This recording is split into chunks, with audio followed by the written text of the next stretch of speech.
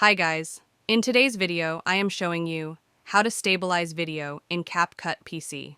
The process is simple and easy, so let's get started. In Capcut you can stabilize your video easily by just one click. And Stabilize feature help you if your video is too much shaky, then it will make it stabilize. So how can you stabilize it?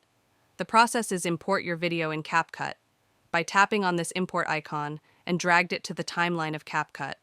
Like me, once you set all and want to add some text or something else, then add by yourself. The next thing is tap on your video and take a look on the right top. Here you will see few options: video, speed, animation. From these you have to select video. And in the video tap on this basic, and in the basics, scroll down and on the second number you can see the option stabilize. Tap on it and turn it on, and you can see it start processing, and it will take some time for stabilizing.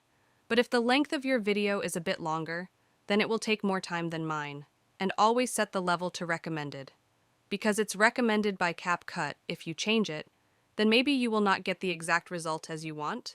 And now you can see the stabilize effect has been applied. Now play this video and have a look of it. And it looked good. So it was a primary way by which you can stabilize video in Capcut.